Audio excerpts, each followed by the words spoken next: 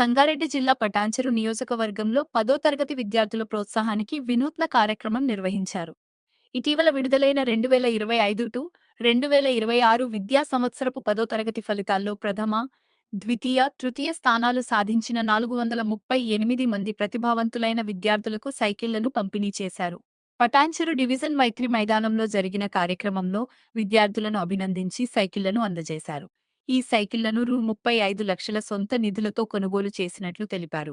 నియోజకవర్గంలోని 48 ప్రభుత్వ, 89 ప్రైవేటు పాఠశాలకు చెందిన విద్యార్థులు ఈ లబ్ధి పొందారు. విద్యార్థులను ప్రోత్సహించడం ద్వారా వారిలో ఉన్నత లక్ష్యాలను సాధించాలనే సంకల్పం పెరుగుతుందని పేర్కొన్నారు. 10వ తరగతి జీవితంలో కీలక దశ అని, కష్టపడి చదివితే ఉన్నత స్థాయికి చేరుకోవచ్చని సూచించారు. పరీక్షల సమయంలో విద్యార్థులకు మానసిక వికాస తరగతులు, ఎగ్జామ్ కిట్లు అందించడంతో పాటు ఈసారి ప్రత్యేకంగా సైకిళ్ల పంపిణీ చేపట్టినట్లు తెలిపారు.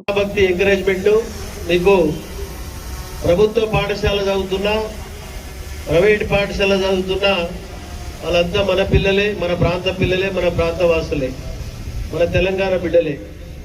కాబట్టి ఆలోచనతో వారికి ఎంకరేజ్ చేయడానికి ప్రోగ్రాం పెట్టడం జరిగింది మీ అందరి సహకారంతో. మీరు దయచేసి ఇంతకుముందు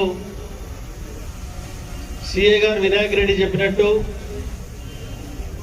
మన ముందున్న మహమ్మారి జటిలమైనటువంటి ఒక సమస్య, డ్రగ్స్, హెరాయిన్, కొకాయిన్, గంజాయి, మత్తు పానీయాలు, రకరకాల కేటగిరీలు ఉన్నాయి. టాబ్లెట్ రూపంగా ఉన్నాయి, చాక్లెట్ రూపంగా ఉన్నాయి, ఇంజెక్షన్ రూపంగా ఉన్నాయి, సిగరెట్ రూపంగా ఉన్నాయి. చాలా రకరకాల కేటగిరీలో